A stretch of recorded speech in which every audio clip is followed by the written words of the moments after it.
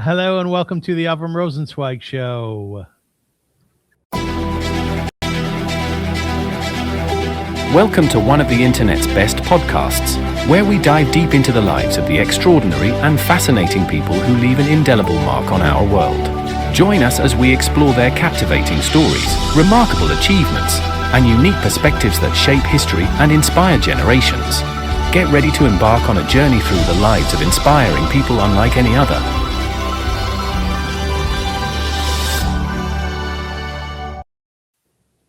Hello, folks. My name is Avrum Rosensweig. Every so often, we encounter a life that does not move in a straight line, but rather across borders, geographic, cultural, and deeply personal. A life shaped not only by where one is born, but by the choices one makes when history, identity, and conviction collide. Today's guest, Charlotte Geva, brings us such a story.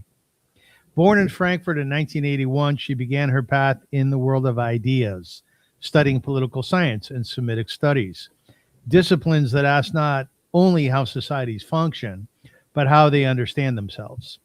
Yet for her, these questions would never remain theoretical. After graduating, Charlotte stepped directly into the complexity of the Middle East, moving to Yemen to work with the German Development Agency. There, she engaged in some of the most delicate and perhaps meaningful work imaginable, supporting youth, empowering women, and navigating the fragile architecture of governance in a region on the brink of upheaval. And then history intervened. When the Arab Spring erupted, Charlotte was evacuated to Jordan. But rather than retreat, she remained deeply engaged in the region, continuing her work across the Gulf states. This was not a simple career. It was a commitment to human dignity in some of the world's most challenging environments.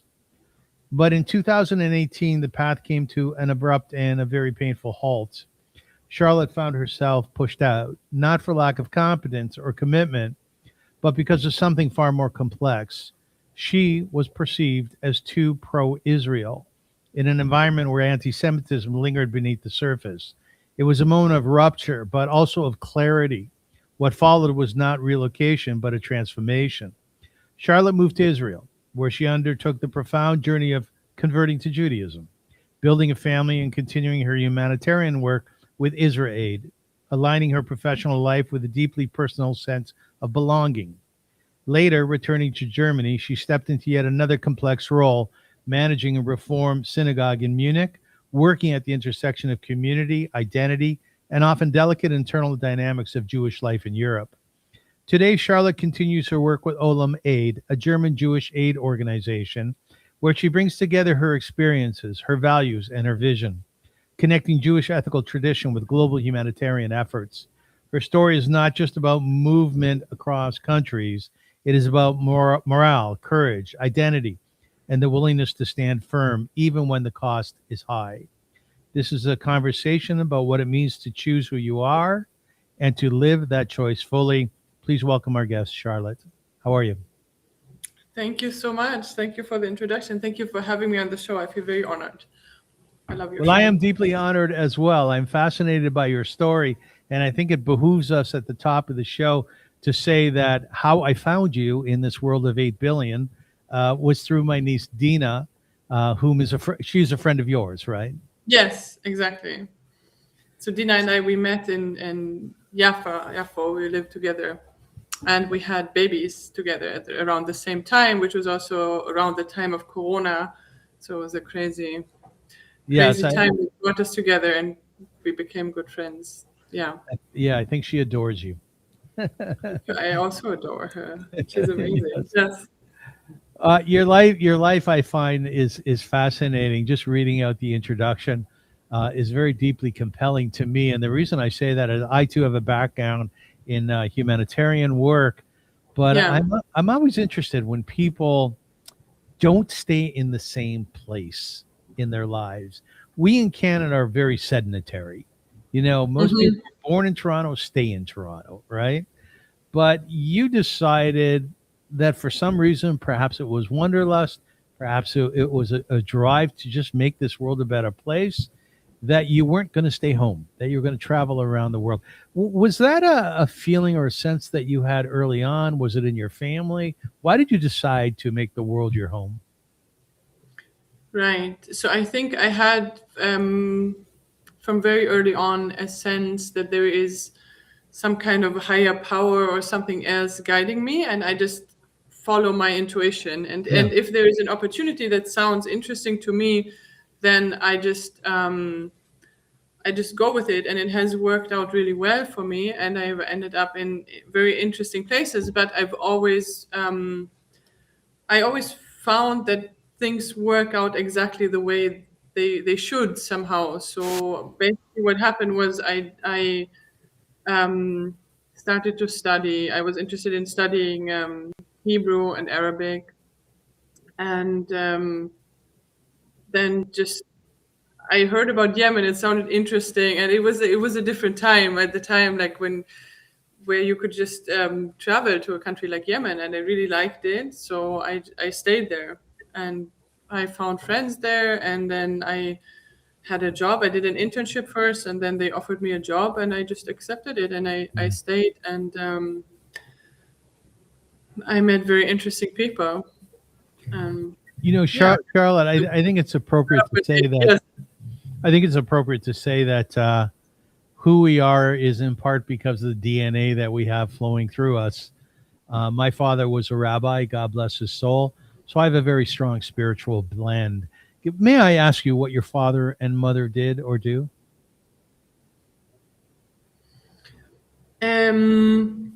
So my father he is retired now, but he had an advertising agency. He was working in advertising. My mom also used to work in advertising, and they met, and then my mom actually became a stay-at-home mom, which was amazing to have as a child. And then, but they were not related to the development world or the Middle East or any of this. No.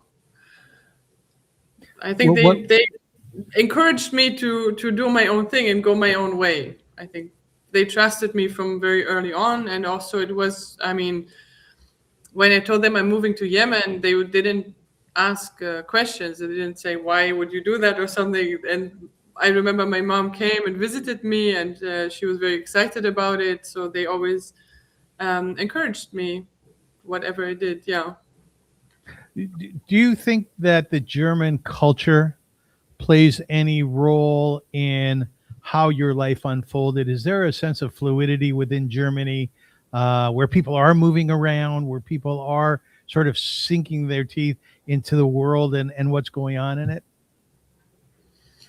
I don't think so. It's interesting because I had my 25-year high school graduation reunion now, and a few months ago, and I just found out that everybody basically mostly stayed here, or like they moved to Berlin and then they came back or something like this. So it's not a lot of people moved, but yeah.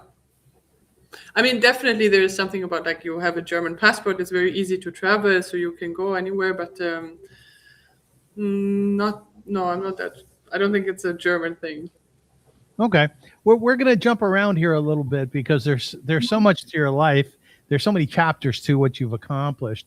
And one of the things that really intrigues me is conversion to Judaism. Yes. And therefore, I've interviewed quite a few people who have converted to Judaism.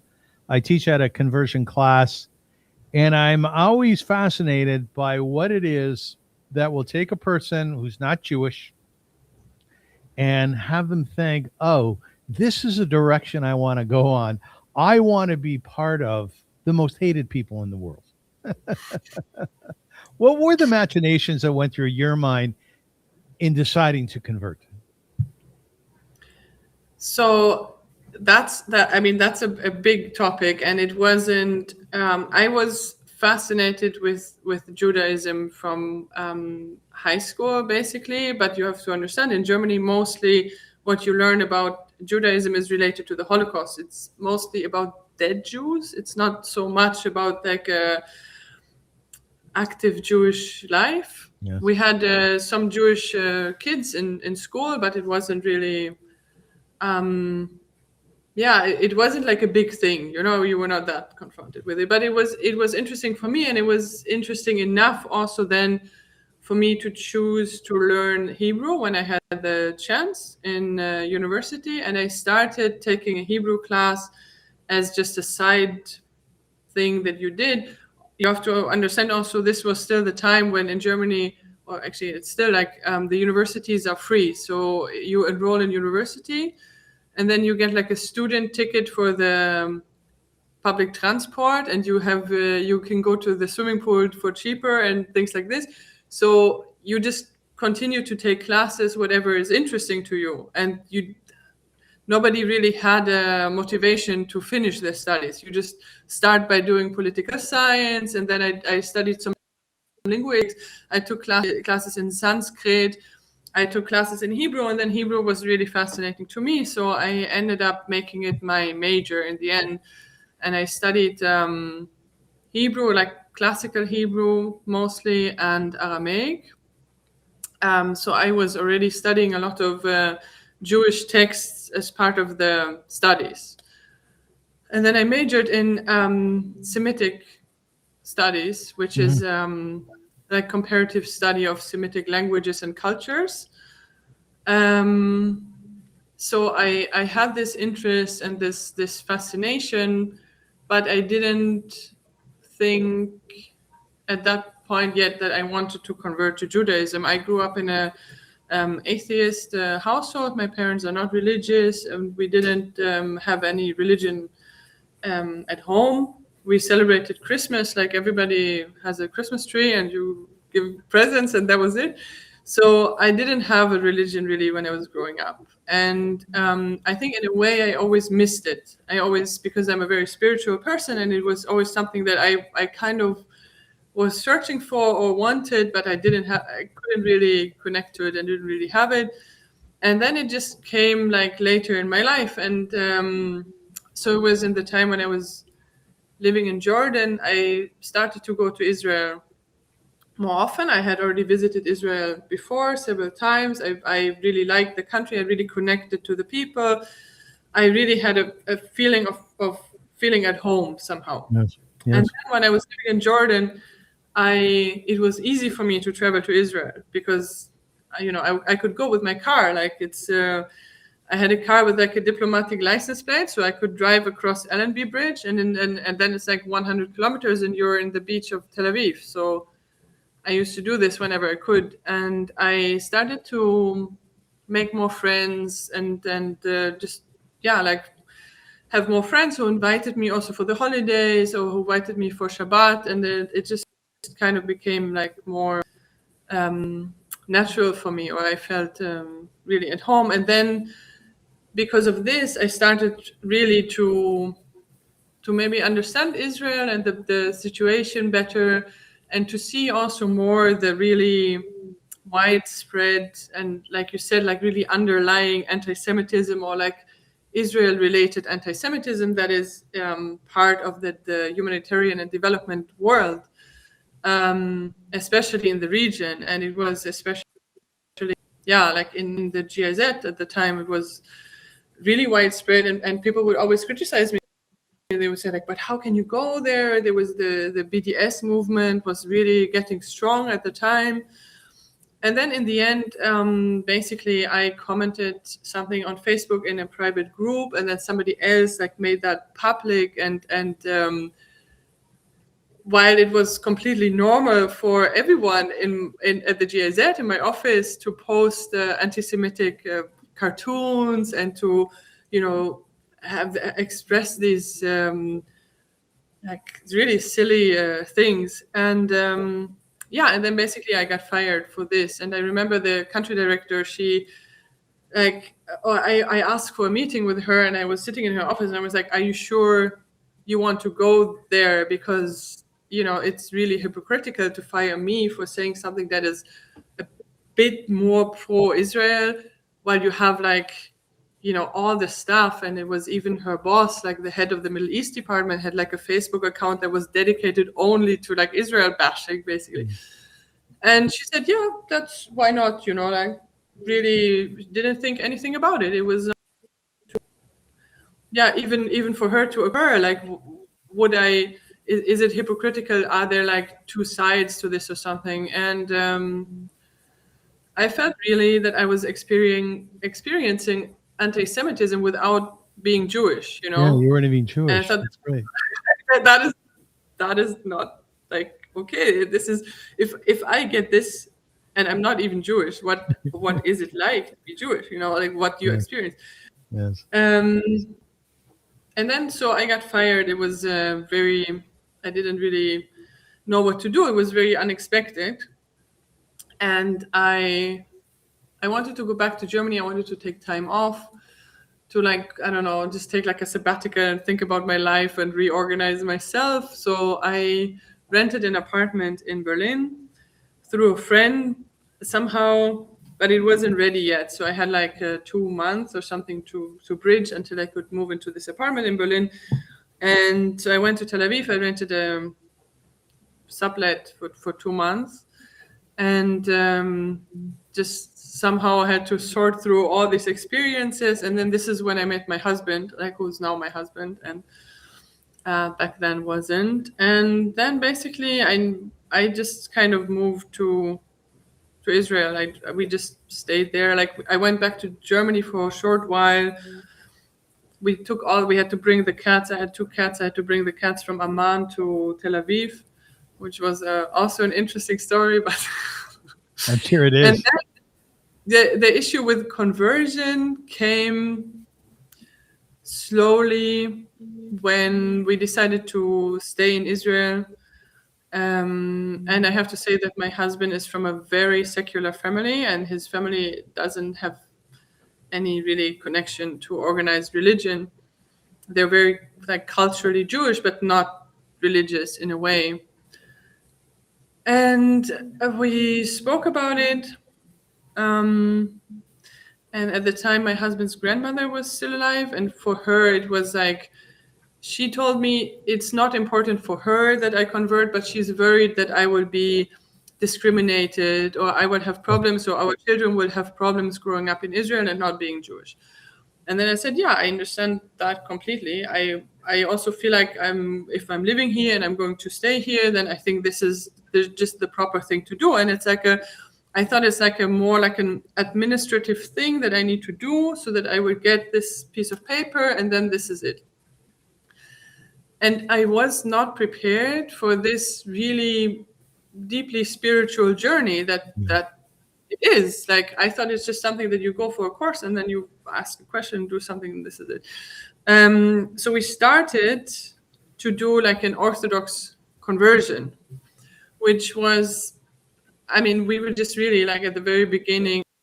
It was very difficult because he was also expected to go to Right. participate in this, and we did this, I think, for 6 months or something, 7 months, and then we kind of had like a like an honest conversation, and we said we are not Orthodox Jews. We also don't want to be Orthodox Jews, and we don't want to pretend like we want to live an Orthodox Jewish life. It's not what we are. And for me, I have to say that the difficult part mostly was like sitting in the synagogue, always behind the curtain. There was like this women's section that had like a lace. It's called a mechitza. It was, yeah, but it was, I couldn't really see through Right. it. That's And right. I was like, yeah, I'm a feminist. I've worked, for 10 years in the Arab world on women's rights. And I kind of feel like, why am I sitting behind this curtain? This is just, for me, I don't feel this is my place here. And then we dropped it, the whole issue of conversion. We said, okay, we'll just leave it. And then somebody from our family, or like my husband's family, mentioned, like, why don't you do a reform conversion? There's an option, you can do a reform conversion. So we looked into this, and I connected with Beit Daniel in Tel Aviv, and Rabba Galia. And she was amazing. She was so amazing. It became a whole different experience. And I felt really, really engaged with it. And it was really something meaningful to my life. And the questions we were discussing At the time, also, I was going through, like, I was trying to become pregnant. I was pregnant. I lost the pregnancy a couple of times. It didn't work out. It was like a difficult phase somehow. And then somehow, like, the whole, finally becoming pregnant was at the same time with the conversion and the experience of growing another human being inside your body.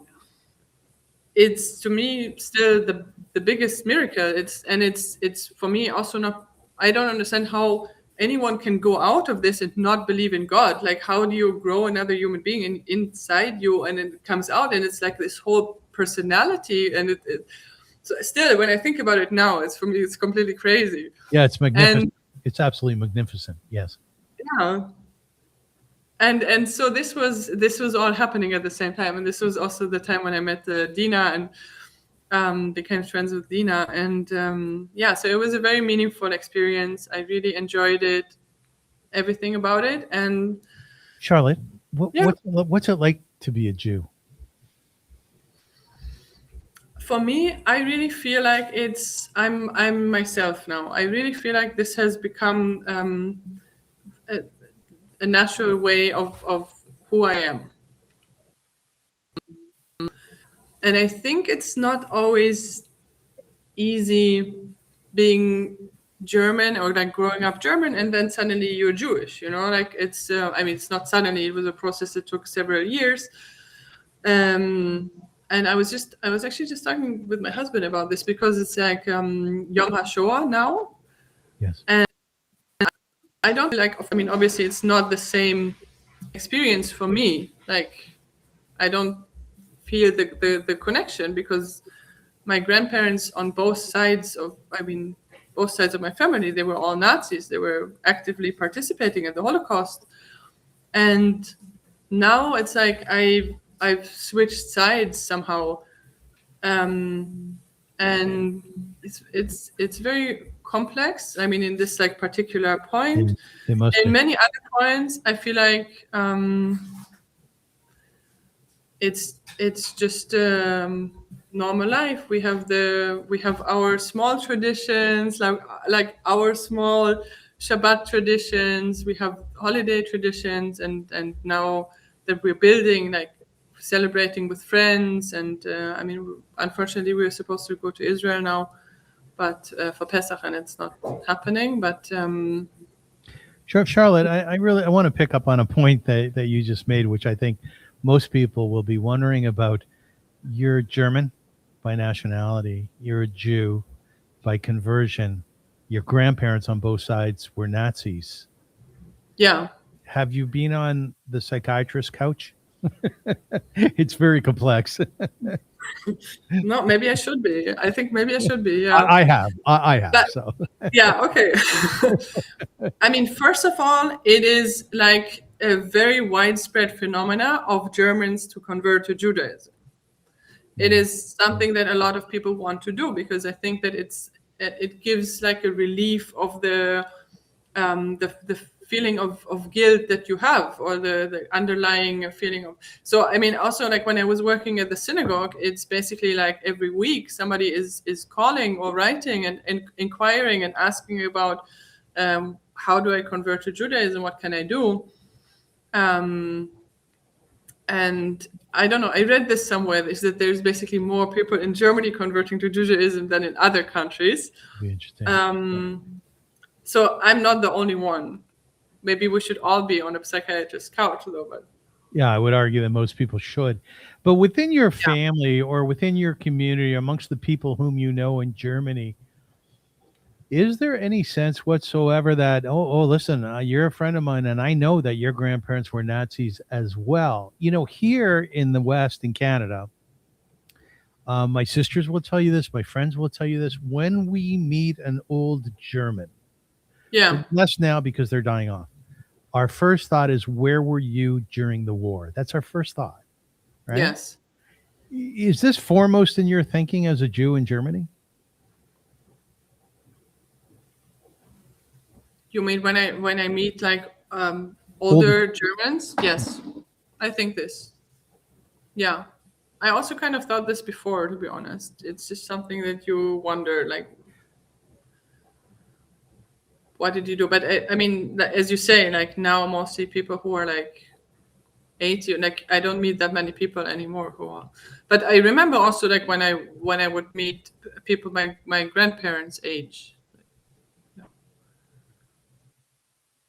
Is there anything about being Yeah. German today, whereby, let's say, you go to Israel and visit, and your German nationality comes up? Is there always like a comment? Is there always a discussion around that? Is it in the air still, or have we kind of passed that? No, I think that we have passed. I think that there's also, I mean, there's so many Israelis living in Berlin, and I feel like there's so many Right. younger Israelis that I meet, and they're like, "Oh wow, you're from Germany." It's like I've been to Berlin. It's amazing, but I mean, it was for me very important experiences I had meeting Holocaust survivors, and also my husband's grandmother, who she died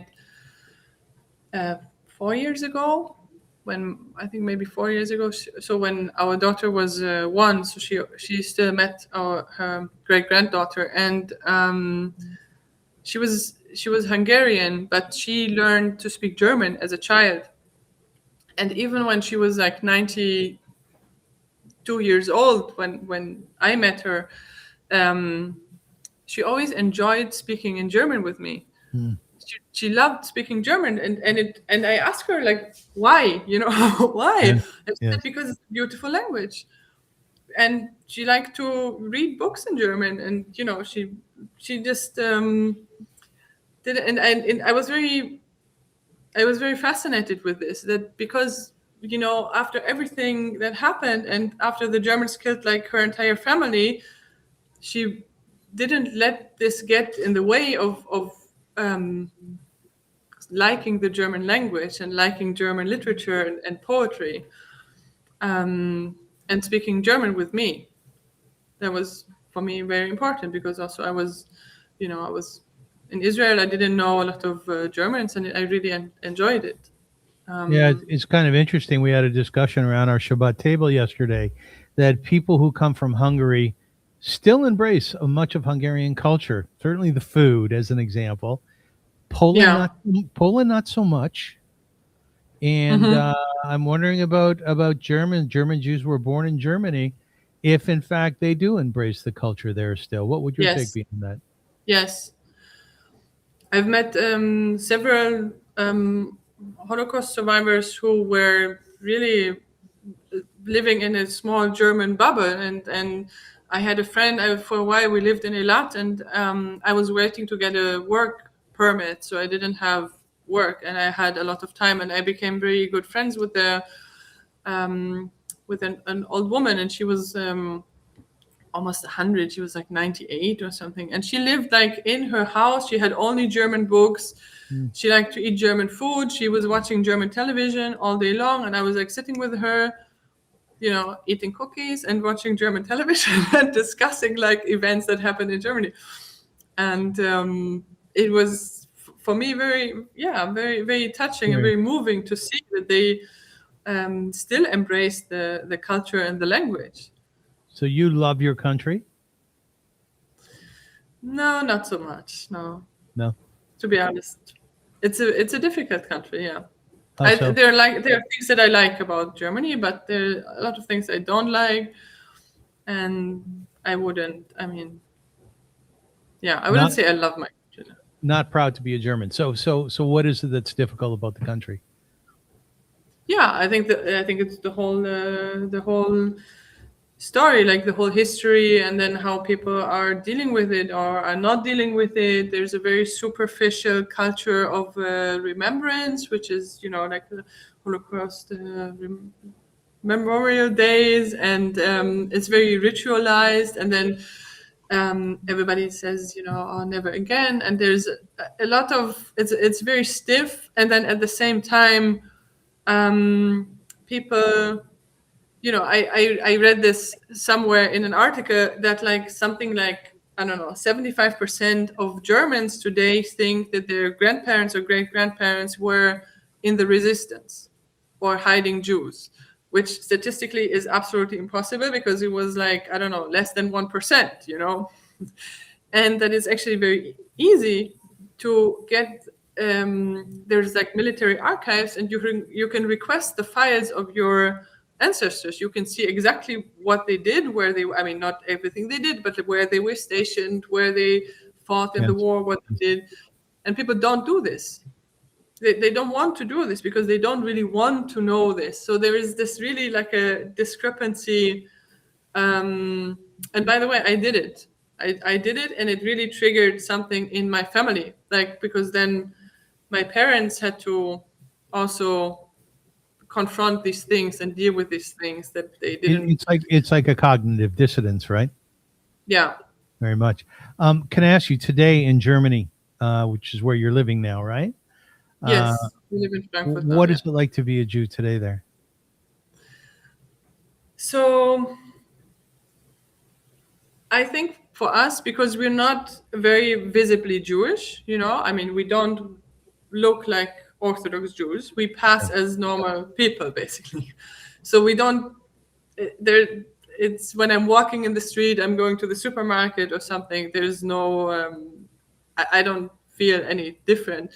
Our daughter is going to the Jewish school, which is basically like a high security prison. There's police outside, there's armed guards, there's gates. You can go in, and then it's closed. And whenever there is an event or anything at the synagogue, there's always police. There's always guards with weapons. And we do think that it's, sometimes we think about this as like, do we want this life for our daughter to grow up? We're also very careful not to show too much. For example, when we were on the subway or something, and then like the other day, my daughter I picked her up from school, and we were on the subway, and she's singing like Purim songs in Hebrew. And I was kind of like I'm always a bit like afraid. I don't want to tell her, no, don't. But then I'm looking around, like, do people recognize it's Hebrew? What do they think? But also, I have to say that we never really had an incident of really anti-Semitic comments.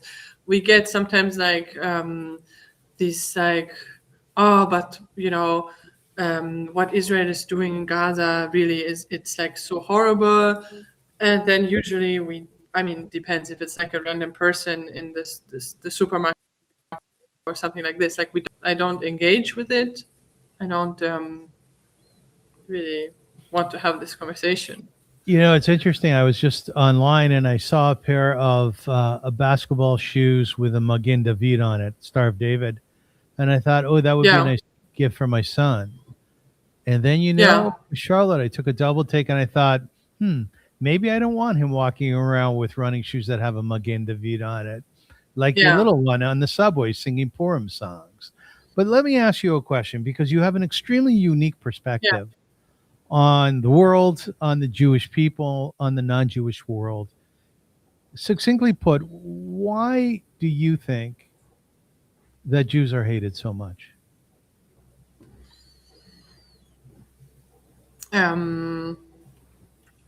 That's a very interesting question, because I think it has been like this for such a long time, and I think that throughout the Middle Ages, people always needed somebody to hate. I watched a documentary about the history of anti-Semitism in the Middle Ages one time, and they mentioned something I thought was very interesting, is that there's a parallel with the witch hunts. And that at times when they were more focusing on hunting witches and killing witches, they would leave the Jews alone more. Like there was less anti-Semitic hate when there was more hate against witches, and the other way around. So when they left the witches alone, they started to go after the Jews. Okay. And I really think that there's it is so deeply rooted in the stories and the fantasies of people and the images and the things that people think about what is evil, is that it's just very difficult to get rid of. today. You spent some time in Yemen. Yes. And I think it's safe to say, and tell me if you agree or disagree with me, but I think it's safe to say that very few people have a sense of what Yemen is all about, its culture, its ways, sociologically speaking. I think to a large extent, places like Yemen in the Middle East manage to keep themselves somewhat secretive, maybe consciously, maybe otherwise. But when you were there, what did you discover about the people? What did you learn about the environment, the way people used to live? And maybe touch on the response to Jewishness and Israel as well. But mostly, I'm very curious about what Yemen was like. Yeah. I mean, I have to say, this was when I moved to Yemen, it was 2008, and I lived there until 2011 when the Arab Spring broke out. And now I haven't been back since 2013 or 14. And it's today, I think, a very different country than it was. But I mean, it was always like really, really backwards. It was like a really like a parallel universe. There was like the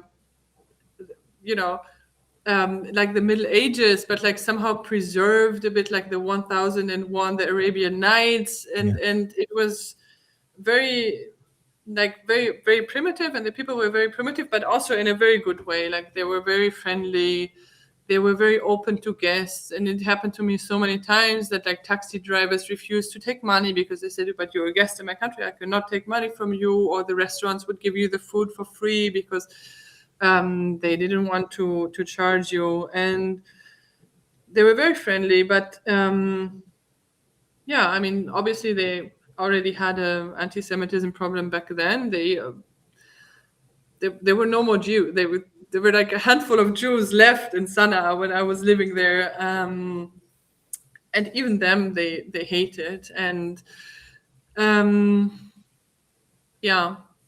I mean, I think now it's very sad to see how people. I mean, when you look at Yemen, it's a country that they don't have, like large parts of the country, they don't have electricity. People always operate with generators. They don't have running water. They don't have, even basic health facilities. Education is like really, really, very basic. And yet what they have identified is the source of their problem is Jews. Yeah. I mean, and it's completely absurd because they don't have any Jews left. They already kicked them all out. There's nobody there, and none of them have ever seen a Jew. And yet they have this flag that says, death to America, death to Israel, cursed are the Jews. And this is the slogan of the Houthi government. And this is like how they're convincing people, is that like, okay, you don't have running water, you don't have electricity, you don't have education, you're dying from cholera. But obviously what we need to do now is to send ballistic missiles to Israel to destroy Israel, because once we destroy Israel, somehow the other problems are going to solve themselves. Or I don't know what I don't even understand what is the logic and how people are believing this. I don't know. Charlotte, I had a guest on a couple months ago by the name of Mustafa Istafa. He's a Moroccan Muslim. And he essentially espoused what you are saying now. He said to my Muslim brothers and sisters, my Moroccan friends and family, let us not make the centrality of our challenges as Moroccans, as Muslims, the Jewish people in Israel, because that's wrong. Yeah. Right? It has nothing to do with them. Nothing. There's no connection. Even they don't even have a border with Israel.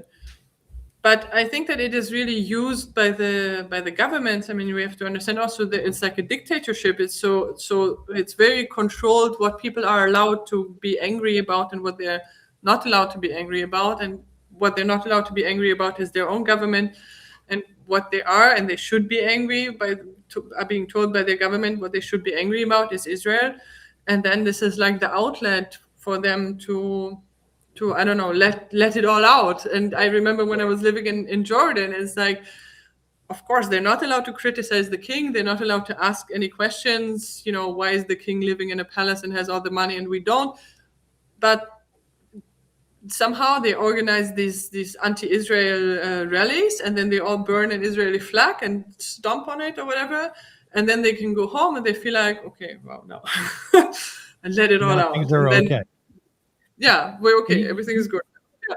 I'll tell you something. The thing that's so bothersome about this whole scenario, this whole picture you're painting, is that when I speak to people from Morocco, from Yemen, from most Middle Eastern countries, they're very nice people. Yeah.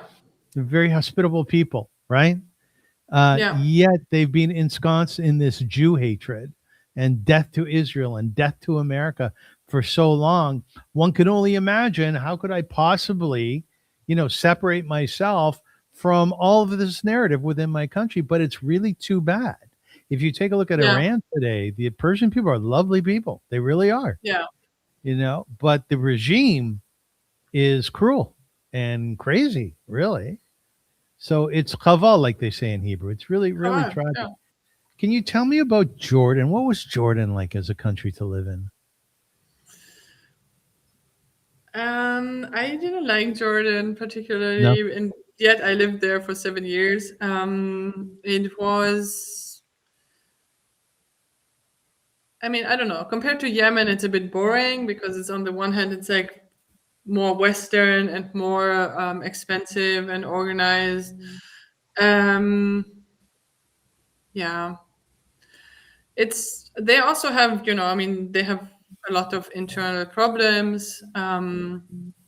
They have a king who somehow held the whole thing together, and I was impressed by this because it was the Arab Spring, and they basically saw like everything collapsing around. Syria was collapsing, Egypt was collapsing, and the king of Jordan and the queen also of Jordan really managed to keep it together. What didn't you like about it? I think the proximity to Israel mostly. Oh, and therefore what? Huh? The proximity to Israel, the fact that you could just drive to Israel in like 2 hours and then get out of Jordan. Wait, that's what you liked about it, or you didn't like That's about what it? I liked about it. Oh, Yes. that's what you liked about it. Okay. Yeah. So you were really drawn on almost from a soulful way. You were really drawn to Israel, like it was calling to you, right? Yeah, it was. Yeah. What would you say it was saying? I don't know. Come home. Come. Just. Yeah. I just immediately, I remember I always had this feeling once I crossed the border that I can like breathe out and let go, and I can just be like, okay. And yeah, and it's funny because for a lot of people it's a dangerous country. And I remember the first time I traveled in Israel, it was I think in 2003 when there was the Intifada. It was 2003. Yeah. Yeah. And I was I traveled together with a friend, and we had already bought the tickets, and then there was like the security situation was a bit dangerous, and there were like buses being blown up all the time. And I think we were also young, so we were maybe just a bit naive, but we were like just hitchhiking through the country, like just taking buses, hitchhiking, staying at random people's place that we just met at the beach. And yeah, and I felt completely safe. I felt completely like nothing can happen. I remember my mom, like, there was also not really like internet or mobile phones or something. So I would like send her emails or like call her sometimes. And she was really telling me like, I think you should come home. I think it's dangerous. And I didn't feel for like 1 second that I was in danger or that there was danger. I felt really like safe and protected, which again, now, like looking back in hindsight, it seems like maybe crazy thing, but this was so for me, I've always felt very protected and safe in Israel, and very much at home, like you say, in a very spiritual way. You have been involved in humanitarian work for, I guess, most of your career. Yeah. You now work with Olam Aid, right? A Jewish humanitarian organization. I myself started a Jewish humanitarian organization in Oh, very Canada interesting. Yeah. called Via Hafta. So I have an affinity to what you do. As a Jew, Charlotte, do you see something within humanitarian work that is very, very Jewish? You mean humanitarian work in itself? Yes. In other words, Very do you Jewish? believe there's Yes. something uniquely Jewish about humanitarian responsibility? Yeah. Yeah, definitely. I mean, I definitely think that it's like a Jewish principle of working to make the world a better place and fixing things that need fixing and helping people to help themselves. It's very Jewish. Yeah. So of all your work within the humanitarian industry, if you will, the business of humanitarian work, you work with women's rights, correct? Um, Mm-hmm. with poverty. What aspect of your work did you find most meaningful? I think always working with youth and young people is maybe the most rewarding, because you really feel that like a change is possible, and there is a motivation to to improve something. Um, I mean, I remember I was working in Yemen in a governance program where we were working with young people to establish these youth councils. And then the Arab Spring started, and it was the same youth from our project, that went to the street to demonstrate. And I was so moved by it, because I felt like, yes, this is what we want. We've been talking about, like democratic structures on a micro level, and then you're going up and this. And then, of course, the whole revolution was basically hijacked by the Muslim Brotherhood and turned into like a horrible, horrible civil war that has been, destroyed Yemen until today. So that was a bit, I was a bit disillusioned in the end. But overall, I always feel like working with young people is very, like, gives me hope. Were the young people in Yemen, will they be the same as young people in Germany, the same as young people in New York City? Their drives, their goals, their wants, their needs in life. Because again, there's such a secret, a cloud surrounding countries like Yemen, and people often wonder, well, what are the young people like? You know? Yeah. I mean, in some ways, for sure, like in some ways, all young people have like hopes and dreams, and they want to experience adventure. But I found that they were also a lot of times more like less individualistic, because you have in the West, you have a lot of people who are into, I don't know, hip hop, and then you have people who are really like, I don't know, like there's different sports or something like this, or they're into theater, and I felt that it was a lot more unified. But overall, yeah, they're like young people. I mean, it was, I don't know how it is now, but when I was living in Yemen, it was, I think, something like 50% of the population was younger than 25. So most people were actually young. And they didn't have a lot of, because the culture is more focused, it gives like more weight to older people. And then even though you have such a big part of the population that is young and wants to change something and wants to do things differently, they didn't have a strong voice, and people were not really listening to them. You've worked in some pretty challenging places. I think that's an appropriate statement. Looking at the body of work, your body of work, would you say that you are proud of your accomplishments, that you've actually done something important for the world? It's I think it's a difficult question, and I had a conversation with my former roommate from Yemen, and we both lived in Yemen when we were like 26, 27. And we have both worked in the Middle East since then. I mean, she more than me. I went to Israel, and then I went to Germany, and she has been working on the Syria crisis for the last, I don't know, 5 years, 6 years or something. And we were talking about it, and we said, actually, all of the countries we worked in for the last, I don't know what, 20 years or 15 years are worse off now than they were before. Mhm. I mean, it's not like you know, how much how much work went, how much money also went into development aid in countries like Syria, in Egypt, in Yemen, and you look at it now and you think, really, it's not much better than it was 15 years ago. I think some countries are very successful. I think also Jordan actually is an example of like a successful country in a way.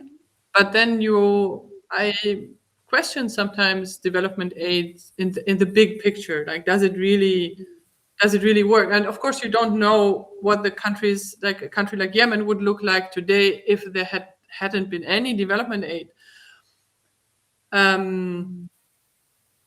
But I have I don't know, maybe I'm having like a midlife crisis. I'm questioning everything. I still think that I like the work that we do at Olam Aid now, because it's an NGO. It's very like community based. We work with Jewish communities, but we work also with other minority communities like the Roma in Eastern Europe.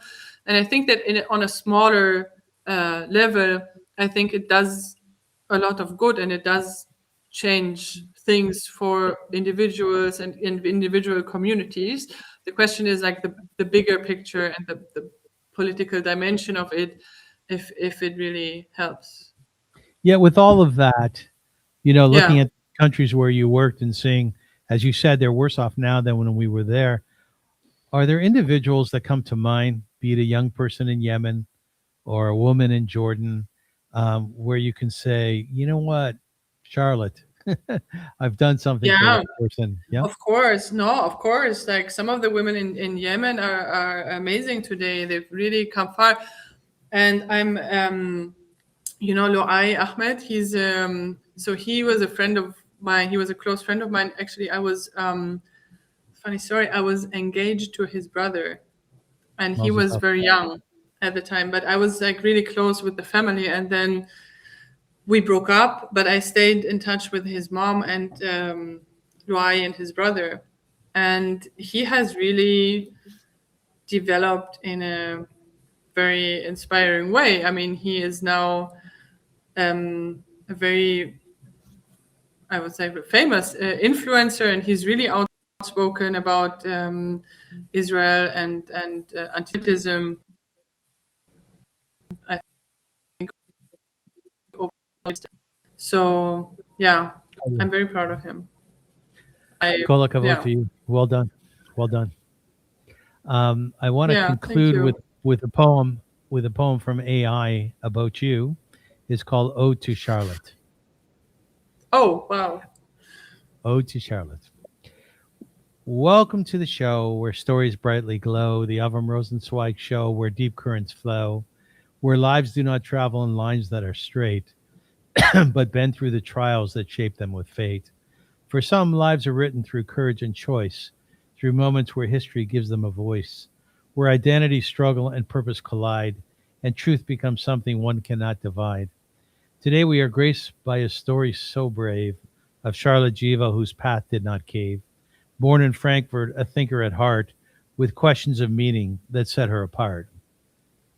She studied the systems that govern our days, yet stepped from ideas into far riskier ways. To Yemen she traveled, where hardship runs deep, where promises fracture and futures don't really keep. With women and youth she labored with care, bringing dignity's light into fragile repair. Then history thundered, the Arab Spring came, and nothing thereafter would look quite the same. To Jordan she fled, yet refused to withdraw, remaining engaged in what many just saw. For hers was not work that one leaves behind, but a calling of spirit, of heart, and of mind. Then came a sharp rupture, unsettling and real, when bias emerged in the way she could feel, not for her work, nor the good she displayed, but for who she was, a quiet price paid. So she turned towards Israel, answering a call, transforming her life at its deepest of all. Through a covenant chosen, through soul set anew, she found where her purpose and being were true. With family and mission, her journey went on, where values and action were woven as one. From Munich's community to aid across lands, she carried her vision with steady, sure hands. Her story is more than the places she's been. It's the strength to stand firm and to live from within, to choose who you are when the cost may be high, and still to move forward and never ask why.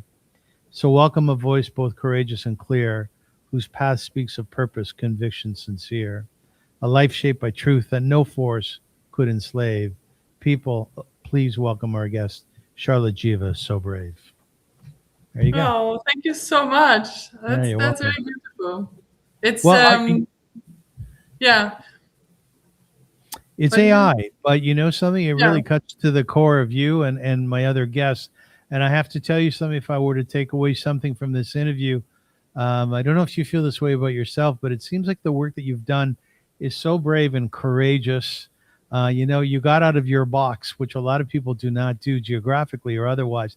And you went out into the world and you looked at it and you examined it and you thought to yourself, I'm going to do something which makes the world a better place. What other legacy can you ask for, perhaps other than children? So, as I say in Hebrew, kol hakavod, like a job well done, Charlotte, a job well done. Thank you. It's very beautiful actually now for me to look at my life like this in in its entirety, because normally we don't do this. You know, you look at like day-to-day things. So thank you very much for giving me the chance to speak about it. And That was a pleasure. It was a pleasure. I enjoyed our interview, and I also felt very honored. So thank you for doing this. I'm very grateful. Great. Ladies and gentlemen, thank you so much for listening and for watching. You can find the show on Spotify, on Podbean, on YouTube, X, most social media platforms. Please listen. Please share it. Please subscribe to my page on YouTube. I'd be very grateful if you were to do that. Once again, I want to thank my guest today, Charlotte, who was deeply inspiring and very lovely. And it's great to have you as one of our people, fellow Jew. Thank you very much. Until we meet again, folks, as my mother used to say, God bless her soul, sei gesund. Be healthy. Am Yisrael Chai. The nation of Israel lives, and be proud to be a Jew. Thank you so much.